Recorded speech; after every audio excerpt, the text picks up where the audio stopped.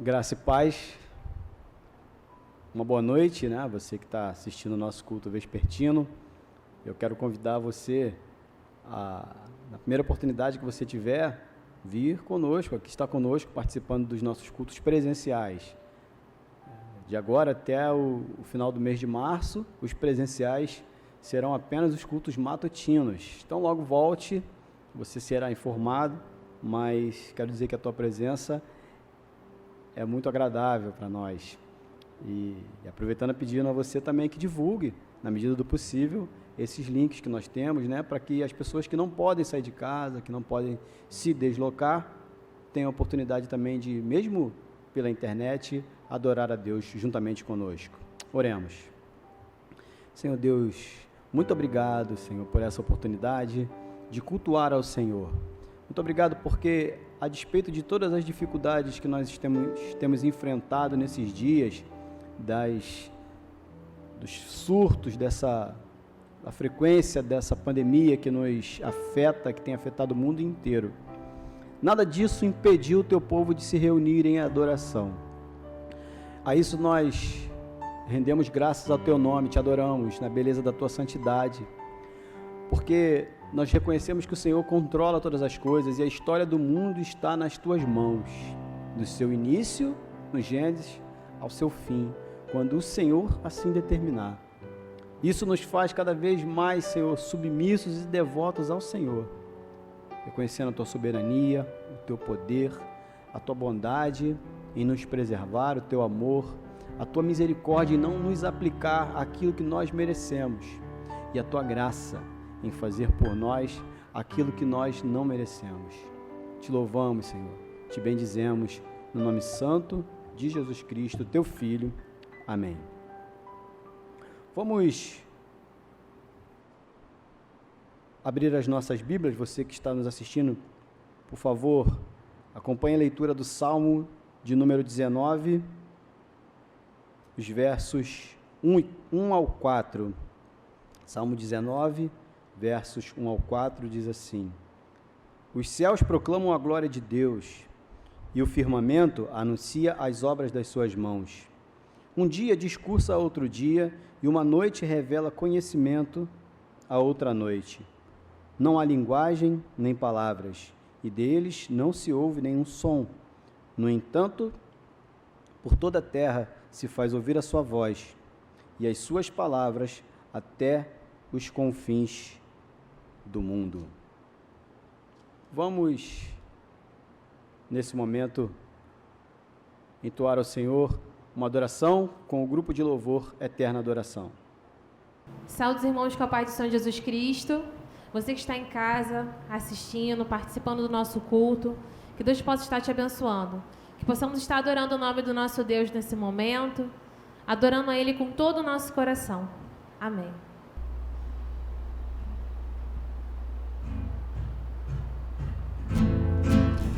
Cante conosco com alegria.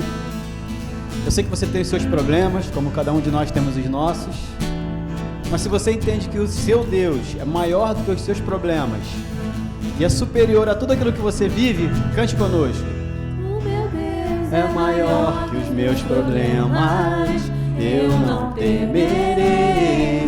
Com Jesus eu vou além, ainda que a figueira não floresça e não haja fruto na videira. Eu não temerei não, eu sei que para além das nuvens o sol não deixou de brilhar, só porque a terra escureceu. Minha vida está em Deus, eu sei que tudo posso em Deus. É Ele quem me fortalece, eu vou seguir com fé. Com meu Deus eu vou para a rocha mais alta que eu. Eu sei pra onde vou, como águia vou, nas alturas sou filho de Deus.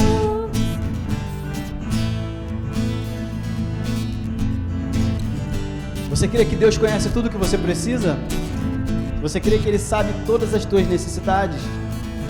Então cante conosco. O meu Deus sabe tudo que eu preciso pra sentir a paz. dentro do meu coração.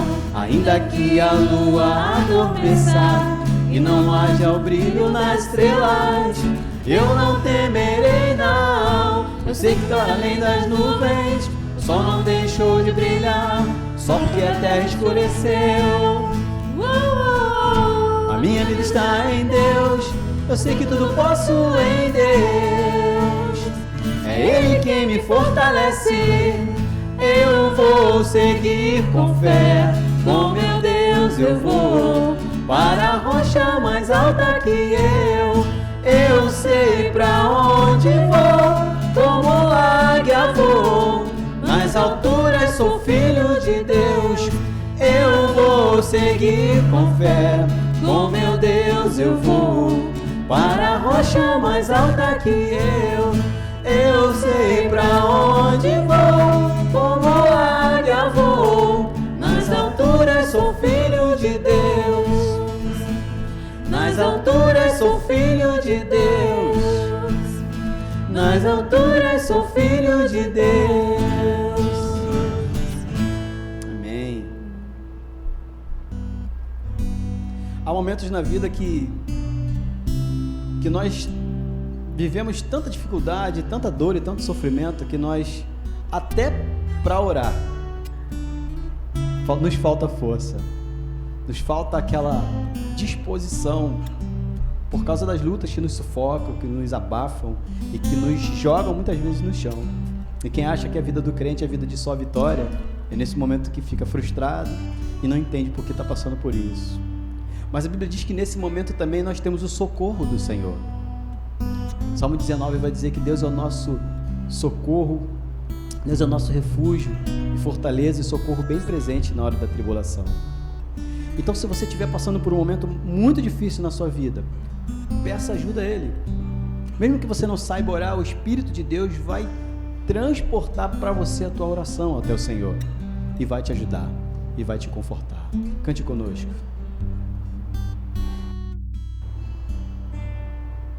Espírito Santo, ore por mim,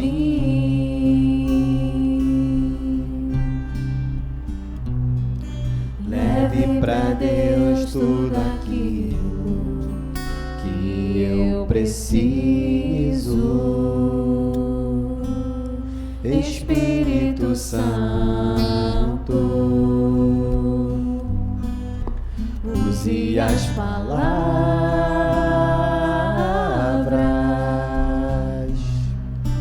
que eu necessito usar, mas não consigo. Peça a Ele que te ajude nos teus momentos de fraqueza.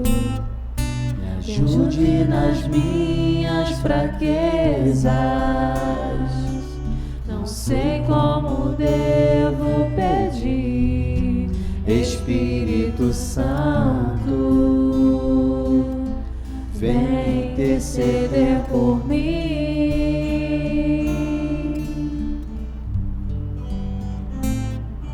Todas as coisas cooperam para o bem daqueles que amam a Ti, Espírito Santo,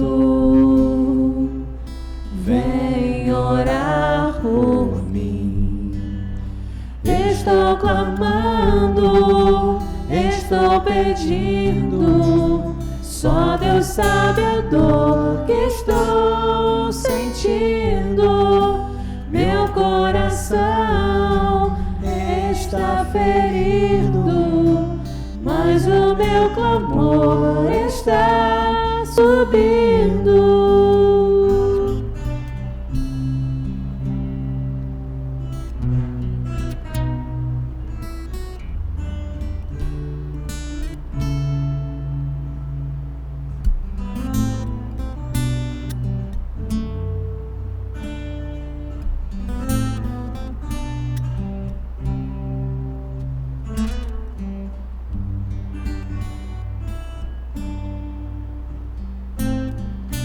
Todas as coisas cooperam para o bem daqueles que amam a Ti, Espírito Santo, vem orar por mim.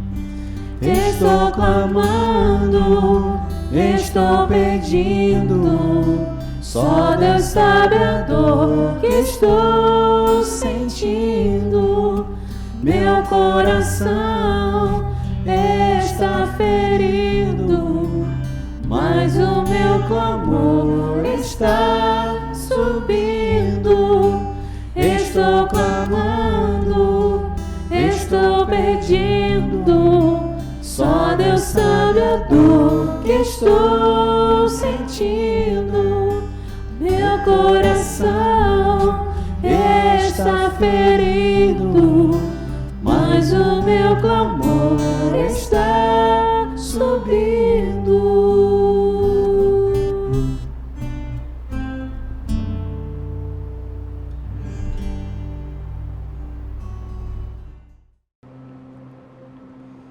Agora é chegado o momento de nós ouvirmos a ministração da Palavra de Deus para a nossa edificação, né? Momento em que nós precisamos, carecemos da iluminação do Espírito Santo. Então nós vamos orar e pedir ao Senhor que faça isso por nós. Oremos. Senhor Deus, esse momento mais do que nunca, mais do que todos, nós estamos submissos à Tua vontade, a ouvir a Tua voz com a mensagem, seja ela qual for. Aquilo que o Senhor quiser falar para nós, nossos corações estão abertos.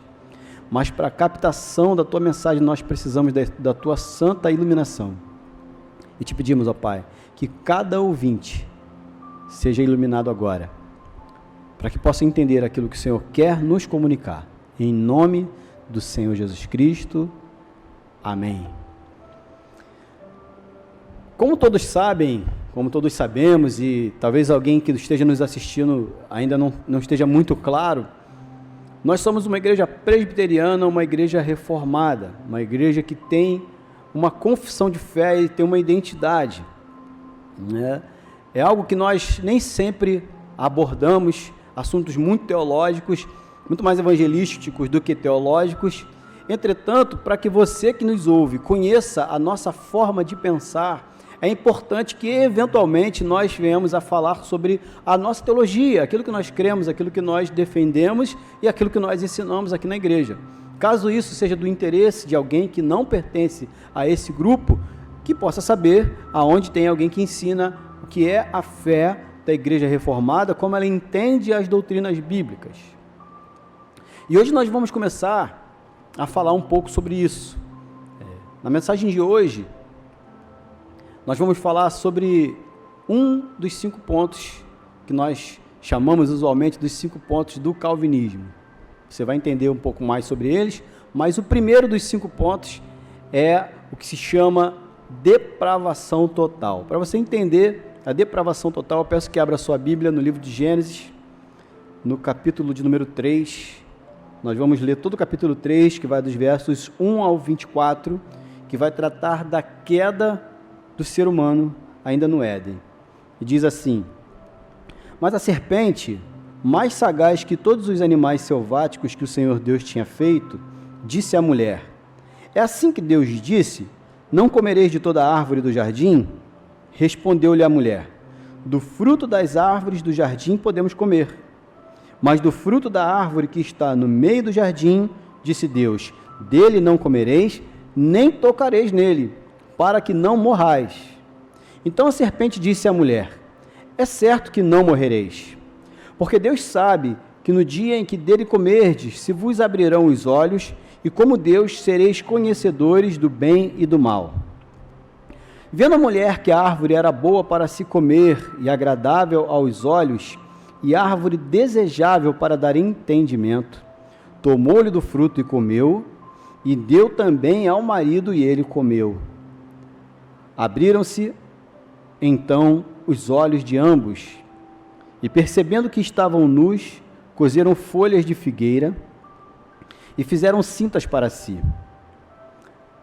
Quando ouviram a voz do Senhor Deus, que andava no jardim pela viração do dia, esconderam-se da presença do Senhor Deus, o homem e a sua mulher, entre as árvores do jardim. E chamou o Senhor Deus ao homem e lhe perguntou: onde estás? E ele respondeu: ouvi a tua voz no jardim, e porque estava nu tive medo e me escondi. Perguntou-lhe Deus: quem te fez saber que estavas nu? Comeste da árvore que te ordenei que não comesses? Então disse o homem: a mulher que me deste por esposa, ela me deu da árvore e eu comi. Disse o Senhor à mulher: que é isso que fizeste? Respondeu a mulher: a serpente me enganou e eu comi. Então o Senhor Deus disse à serpente: visto que isto fizeste, maldita és entre todos os animais domésticos, e o és entre todos os animais selváticos. Rastejarás sobre o teu ventre e comerás do pó todos os dias da tua vida. Porém, inimizade entre ti e a mulher, entre a tua descendência e o seu descendente. Este te ferirá a cabeça, e tu lhe ferirás o calcanhar. E a mulher disse: multiplicarei sobremodo os sofrimentos da tua gravidez. Em meio de dores darás à luz filhos. O teu desejo será para o teu marido, e ele te governará. E a Adão disse: visto que atendeste a voz da tua mulher, e comeste da árvore que eu te ordenara não comesses, maldita é a terra por tua causa. Em fadigas obterás dela o sustento durante os dias da tua vida. Ela produzirá também cardos e abrolhos, e tu comerás a erva do campo.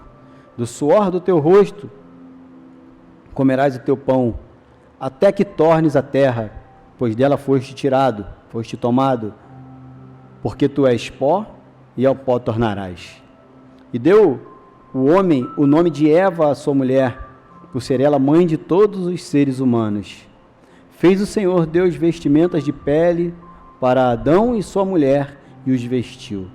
Então disse o Senhor Deus: eis que o homem se tornou como um de nós, conhecedor do bem e do mal. Assim que não estenda a mão e tome também da árvore da vida e coma e viva eternamente. O Senhor Deus, por isso, lançou fora do jardim do Éden, a fim de lavrar a terra de que fora tomado. E expulso o homem, colocou querubins ao oriente do jardim do Éden, e o refugir de uma espada que se revolvia para guardar o caminho da árvore da vida. Esse é o texto da palavra de Deus que vai expor para nós o motivo pelo qual eu e você passamos por todos os sofrimentos que passamos, desde o dia em que nascemos até o dia que iremos morrer. A queda do homem, ela afeta de alguma maneira todas as áreas da nossa vida. A nossa saúde, as nossas relações, o nosso trabalho, os nossos dias. Por causa da queda do homem, por causa do pecado que o homem cometeu, nós vivemos hoje a pandemia de um vírus que devasta e vem devastando toda a humanidade. E quando se pensa que estamos chegando próximo de resolver o problema, o inimigo então sofre mutações e volta a atacar com mais agressividade ainda. Isso não é culpa de Adão apenas, mas é culpa do homem, de forma geral. Mas como que tudo isso começou? Como nós falamos, nós somos uma igreja reformada e entendemos doutrinariamente, entendemos biblicamente, e biblicamente podemos explicar. Para que você e eu possamos entender, eu vou precisar entrar um pouco na história da igreja e caminhar com você alguns séculos atrás, o século 17, entre final do 16, meados do 17, quando começa a reforma protestante, para que nós possamos entender a forma da igreja reformada, explicar todas essas coisas, explicar o seu posicionamento doutrinário. Por volta do ano 1563, né, na década de 1560, na Europa, num país chamado Holanda, os efeitos da reforma protestante ainda estavam borbulhando naquele lugar.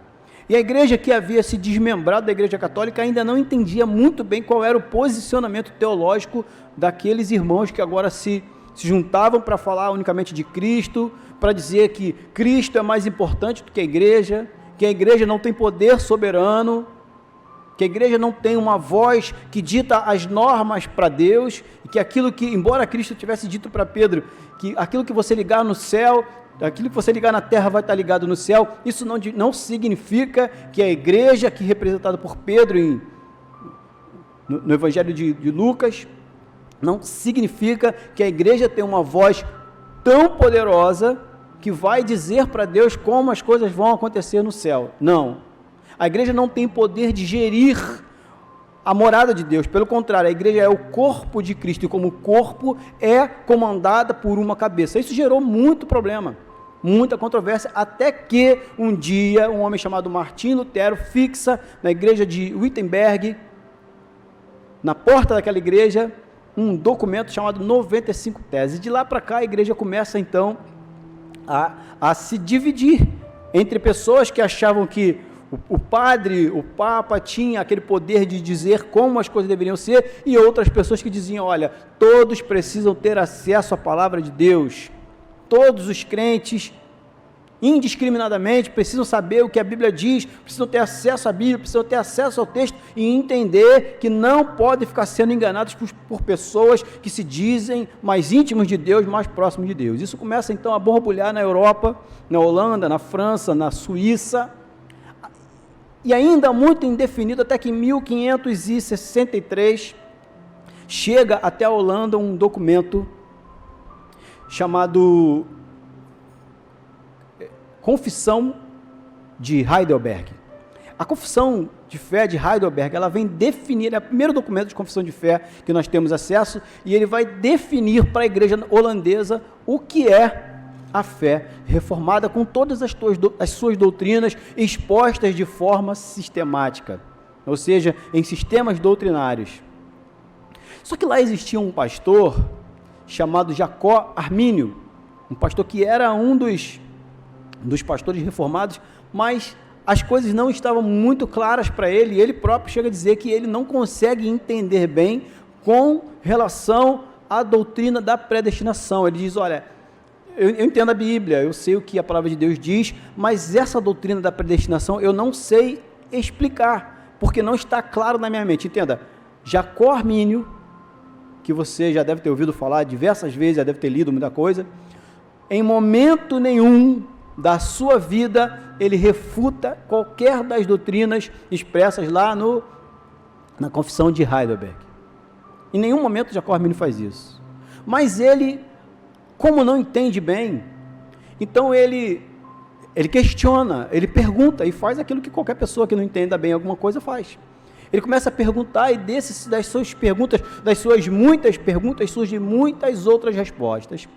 Mas é fato que Armínio tinha realmente uma dificuldade nessa área, e mesmo assim ele vai se tornar professor de um dos principais seminários holandeses, que é o Seminário de Leiden.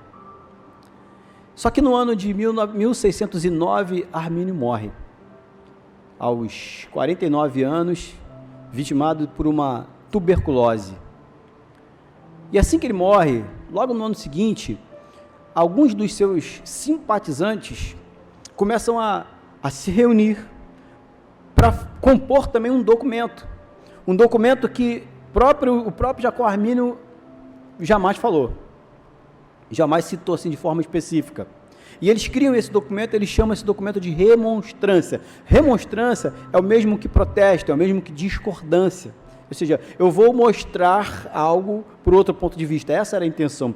E aquele grupo de seguidores de Armínio, de simpatizantes, né, de Armínio, eles começam a ser conhecidos como remonstrantes por causa desse documento de remonstrância que eles produziram e publicaram no ano de 1610. Só que isso começa a trazer sérios problemas teológicos na Holanda, e naquele tempo a igreja ainda era muito próxima do Estado, de modo que o próprio parlamento holandês convoca a liderança da igreja e diz, olha, nós precisamos entender o que vocês pensam, Porque o que vocês estão falando, o que vocês falam, está causando uma repercussão muito grande em todo o nosso país. É preciso que vocês sentem, discutam os seus assuntos, cheguem a um consenso e tragam para nós qual é esse consenso, porque nós precisamos entender qual é o pensamento da igreja.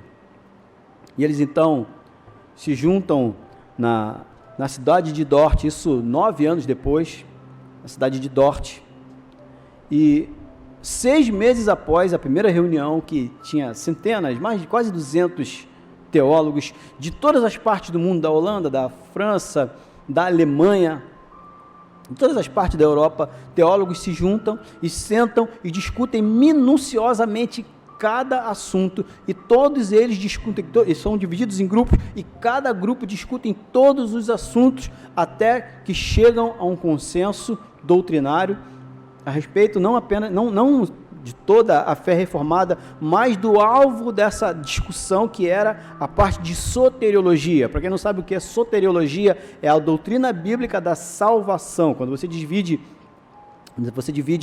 as doutrinas bíblicas de forma sistemática, a doutrina da soteriologia é aquela que vai tratar da forma como Deus salva o homem que caiu lá no Gênesis, no capítulo 3, e como a Bíblia vai nos explicar quais são os critérios para a salvação, como que a salvação acontece, como a salvação chega até o homem e como o homem consegue desfrutar da salvação. A doutrina da soteriologia, ela vai explicar isso, e a soteriologia foi justamente o problema de Armínio, o problema dos remonstrantes e o problema que levou a uma reunião em Dort, que no ano de 1618 chega a um consenso, por volta do meado do ano, chega a um consenso e vai apresentar um documento chamado Cânones de Dort. Os Cânones de Dort vão tratar principalmente sobre 5 temas que vão refutar os documentos da remonstrância, ou seja, a remonstrância, por sua vez, ela criou um documento que fala sobre 5 pontos, que seria, o primeiro ponto com relação à salvação, que ela depende da livre vontade do homem, remonstrância, os arminianos, que seriam arminianos, no primeiro ponto deles eles vão dizer que a salvação depende da livre vontade do homem querer ser salvo. Eles, em segundo lugar, não questionam a eleição, mas eles dizem que a eleição é condicional, ou seja, que ela está condicionada à presciência de Deus, que Deus elege aqueles que ele já de antemão sabia que creriam. O terceiro ponto da doutrina da remonstrância com relação à salvação é que a expiação de Cristo ela é universal, ou seja, Cristo morreu por todo ser humano indiscriminadamente. O quarto ponto da remonstrância vai dizer que a graça ela pode ser rejeitada pelo homem.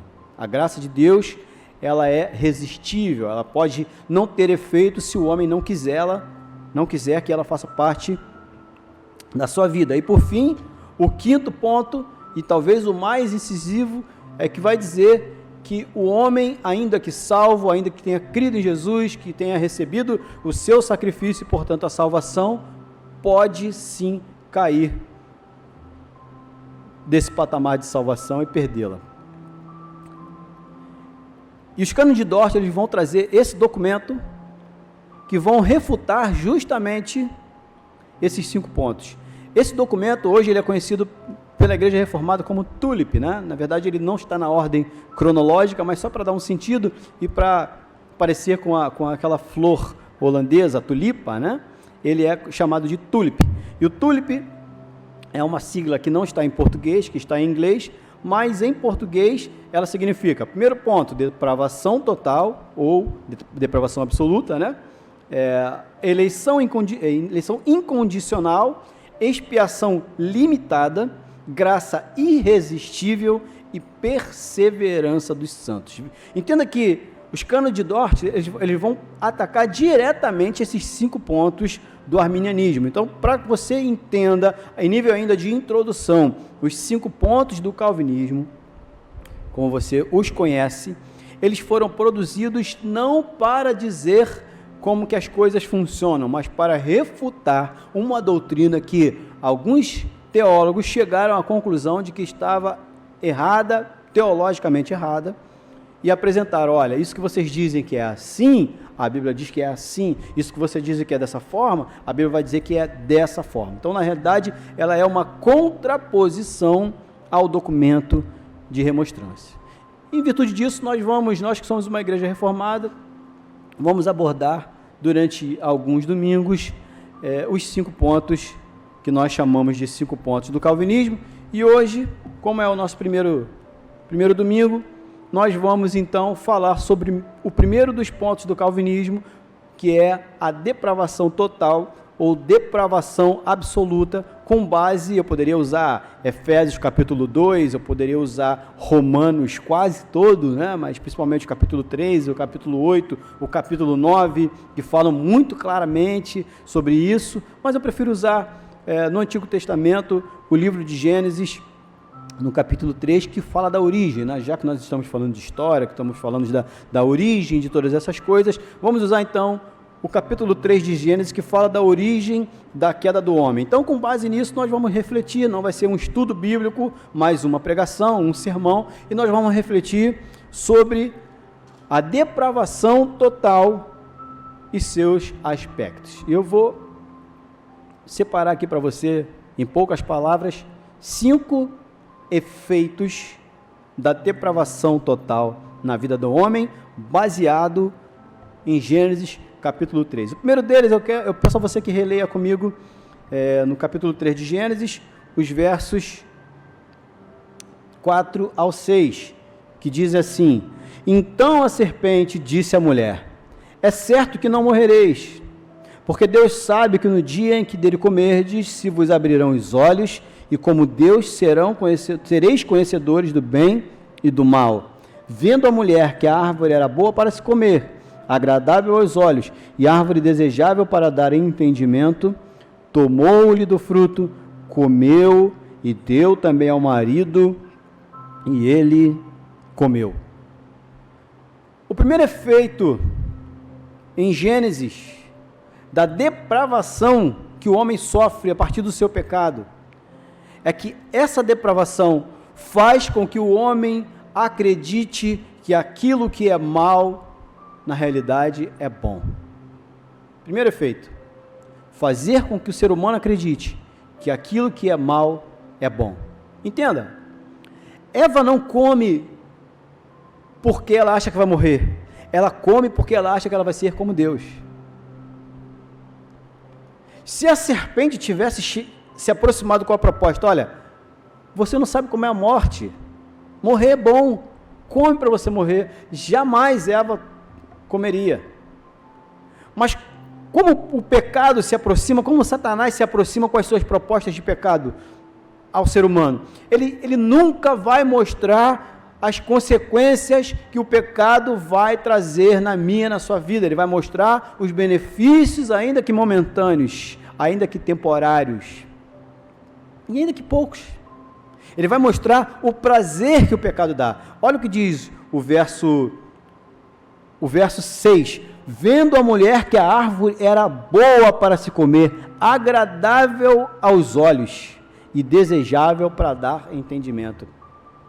O diabo conseguiu mostrar na pessoa personificada ali na serpente, e o próprio livro de Apocalipse vai dizer que Satanás é o dragão e a antiga serpente, portanto é a própria Bíblia que vai dizer que a serpente aqui é o próprio Satanás falando com Eva, mas ele consegue de alguma forma seduzir os olhos daquela mulher para que ela consiga enxergar beleza naquilo que era o seu mal, naquilo que iria comprometer o restante da sua vida e o restante da vida de toda a humanidade. Talvez ela não soubesse que as consequências seriam tão graves, mas entenda uma coisa, obedecer a Deus precisa ser prioridade 1 para nós. Evitar o pecado precisa ser feito mesmo que você não saiba quais serão as consequências dele. Se Eva tivesse na mente, Deus disse para não fazer, então eu não vou fazer. Se Eva tivesse confiado na palavra de Deus, porque Deus disse para ela, se você comer, você vai morrer. E quem falou isso para ela foi aquele que deu a ela a sua vida. Não foi qualquer pessoa que disse para ela. Adão já deveria ter conversado com ela sobre aquilo, porque a árvore estava ali. O porquê a árvore estava ali não é o tema da nossa mensagem. Mas o fato é, o pecado está próximo do ser humano todos os dias da sua vida, mas cabe a ele evitar. Cabe a ele lutar contra essa força que tenta nos induzir a errar. Ainda que, por muitas vezes na nossa vida, seja uma batalha perdida. No caso de Eva não havia ainda sido, a sua natureza não estava comprometida, não estava corrompida. No caso de Adão, eles tinham a sua natureza perfeita, da forma como foi criado por Deus. Mas nesse momento escolhem pecar. E quando escolhem pecar, a primeira das consequências é que eles começam a acreditar que aquilo que é mal é bom. Começam a ser facilmente enganáveis. Mas não foi apenas essa a consequência. Ainda há uma segunda consequência no verso 8. E essa talvez tenha sido a mais grave de todas. Diz assim o verso 8. Quando ouviram a voz de Deus que andava no jardim pela viração do dia, esconderam-se da presença do Senhor Deus, o homem e sua mulher, por entre as árvores do jardim. A segunda consequência é que a depravação faz com que o homem sinta vontade de fugir da presença de Deus. As marcas do pecado são tão visíveis em nós que ficar perto de Deus dá vergonha. Era o sentimento de Eva, era o sentimento de Adão. Agora, aquele que era o melhor momento do seu dia, que era quando Deus vinha, na virada do dia, no final do dia, Deus todos os dias vinha conversar com ele, a sua voz era ouvida no jardim do Éden. Adão sabia quem era aquela voz, de quem era aquela voz, era do seu pai, do seu Criador, daquele que trouxe para ele conforto quando trouxe sua esposa, daquele que colocou no lugar mais bonito que ele poderia ter visto na sua vida. Ele conhecia aquela voz. Só que agora ele tem medo de se apresentar. Por quê? Porque quando ele peca e ele descobre que ele está nu, ele percebe que ele está nu, a sua nudez lhe causa vergonha e ele não quer.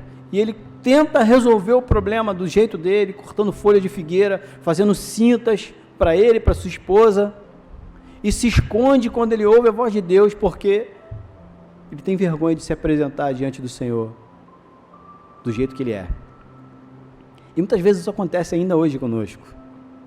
Quando erramos, quando pecamos, um dos sentimentos que nos vem, além do remorso, do posterior arrependimento, é a vergonha de quando chega aquele momento da oração, no fim do dia, e às vezes nem oramos. Às vezes fechamos os olhos e dizemos, eu não vou orar não, porque o que eu fiz é muito feio. Não deveria ter feito, fiz, mas estou com vergonha. E prefere se esconder, como se Deus não tivesse vendo a sua nudez. Como se Deus não tivesse acompanhado cada momento do seu dia, inclusive o momento que você decidiu pecar por sua livre e espontânea vontade. Deus viu. E pode ter certeza que na viração do dia ele virá até você. E você não tem como fugir desse momento. Não tem como fugir do momento de estar diante de Deus. Mas em consequência do pecado, muitas vezes tentamos fugir. Uma terceira consequência está lá no verso 16. E as coisas começam a ficar mais difíceis, então. Diz assim o verso 16. E disse a mulher, multiplicarei sobremodo os sofrimentos da tua gravidez. Em meio a dores darás luz a filhos. O teu desejo será para o teu marido e ele te governará. Problemas nas suas relações sociais e familiares. Sociais porque naquele momento só existia eles dois ali. Depois vêm seus filhos e eles vão ter problemas também com seus filhos, em consequência daquele primeiro pecado. Futuramente vai haver um homicídio na sua família, um filho matando o outro. Mas tudo começou ali. E Deus fala para ela, você vai ser mãe, você vai ter filho, só que a tua gestação vai ser muito mais sofrida do que seria. Se você tinha dores, se estava previsto que você tivesse algumas dores, agora as tuas dores vão aumentar. O teu parto vai ser um momento crucial entre a tua vida e a tua morte. Você não vai saber mais se quando você entrar no momento de parto, você vai conseguir sair dele de vida, tamanha dor que você vai sentir. Além disso, você vai ter um problema de gênero com o teu esposo. Havia uma briga eterna que até hoje nós vemos reflexos.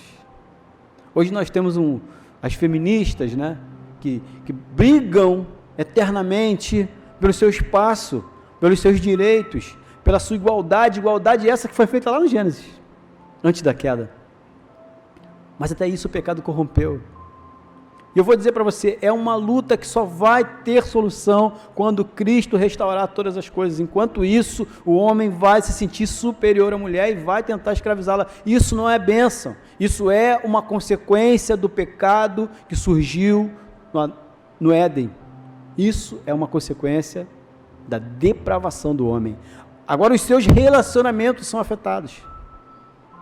Agora a convivência harmônica já não é mais tão harmônica, porque agora alguém quer dominar. E ser dominado não é confortável para ninguém. Muitas vezes a sensação é de ser escravizado, de ser humilhado. A sensação de humilhação. O domínio é desconfortável.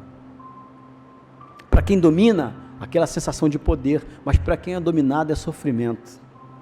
E Deus está falando, por causa disso que você fez, não que eu queira, mas o pecado que vocês cometeram vai trazer para vocês dificuldades nos seus relacionamentos, porque agora vocês estão corrompidos pelo pecado e agora a sua vontade não é mais fazer a minha vontade, a sua vontade não é mais que eu governe tudo por vocês, dizendo o Senhor, é que vocês se governem e um governe o outro. E quem tiver mais força vai dominar o que tiver menos. Quarta consequência, versos 17 ao 19, diz assim: E a Adão disse, visto que atendeste a voz da tua mulher e comeste da árvore que eu te ordenara não comesse, maldita é a terra por tua causa.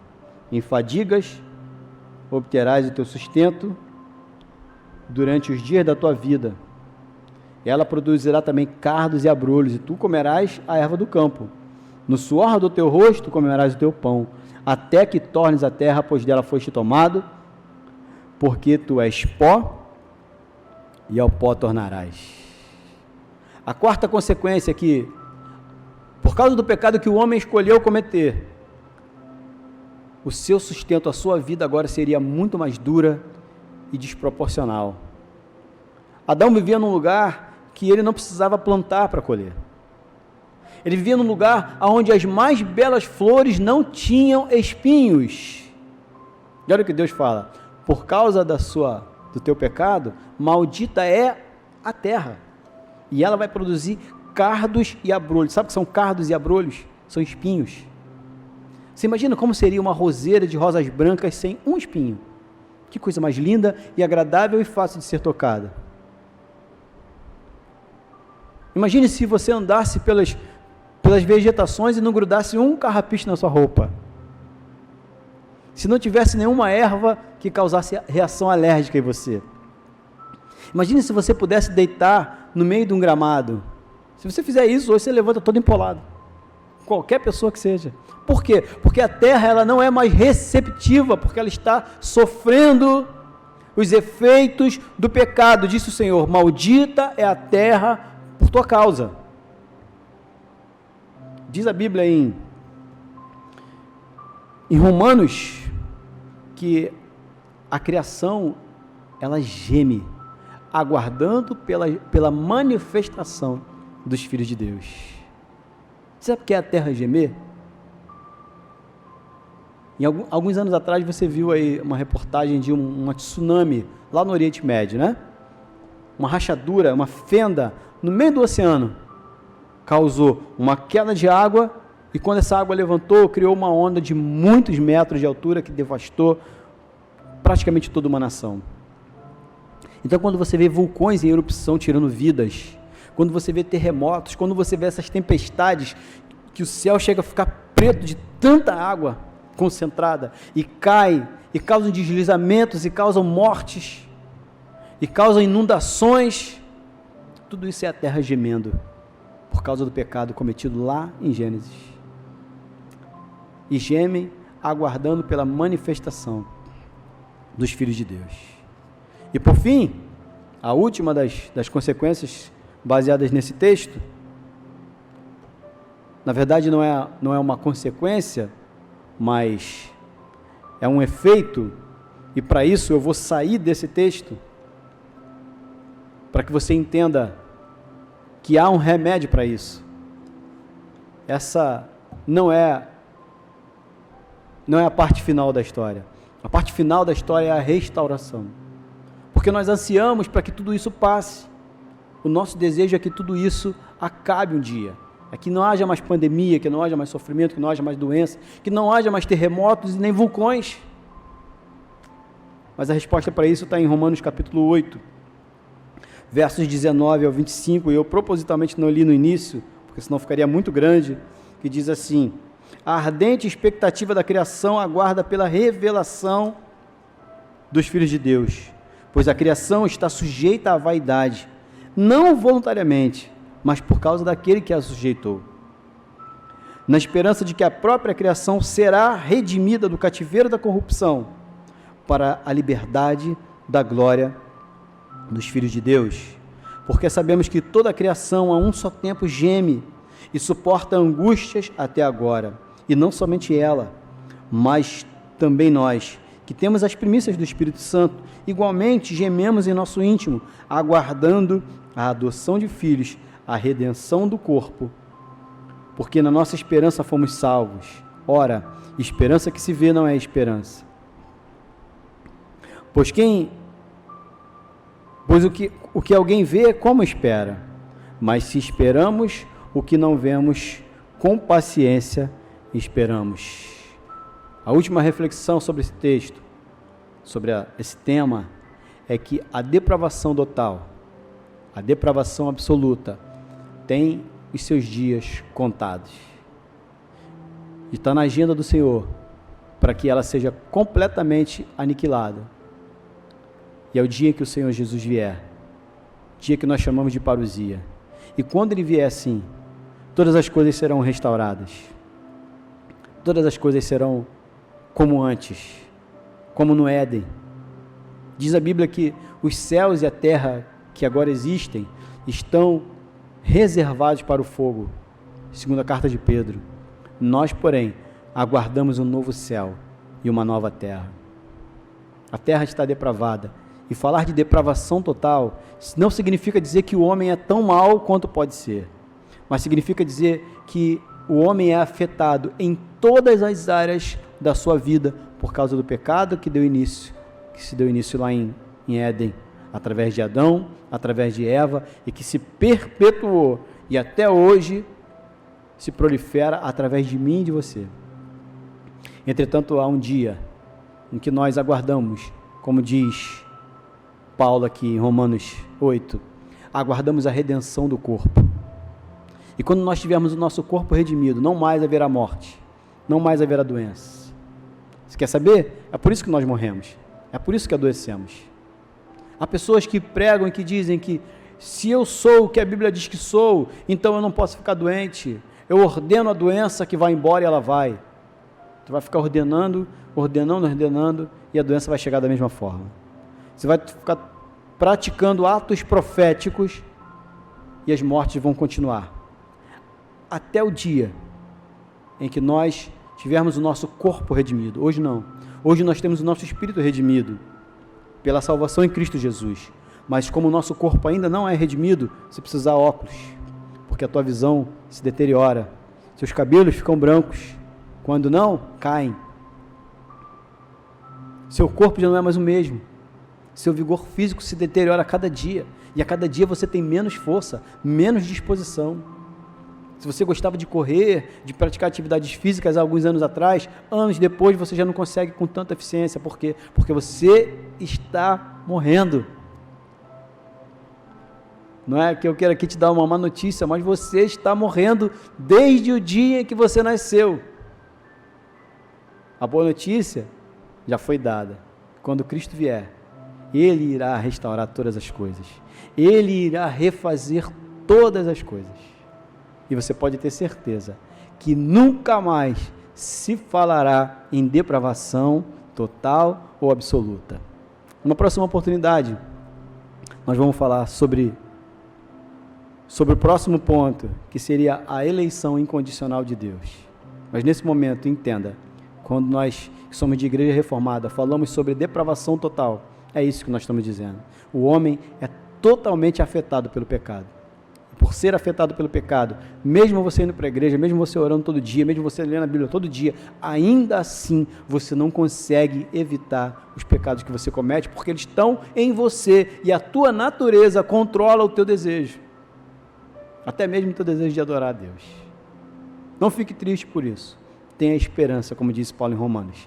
Esperança que se vê não é esperança, nós somos salvos, mas a esperança é de que um dia teremos um corpo redimido, que hoje ainda não temos. Que Deus te abençoe, em nome de Jesus. Eu peço a você que feche os teus olhos, curve a tua cabeça, nós vamos orar, encerrando assim o culto, a oração que que Cristo nos ensinou, que diz assim: Pai nosso que está nos céus, santificado seja o teu nome, venha o teu reino, seja feita a tua vontade, assim na terra como nos céus. O pão nosso de cada dia nos dá hoje. Perdoa as nossas dívidas, assim como nós perdoamos os nossos devedores. E não nos deixes cair em tentação, mas livra-nos do mal, pois teu é o reino, o poder e a glória para sempre. Amém.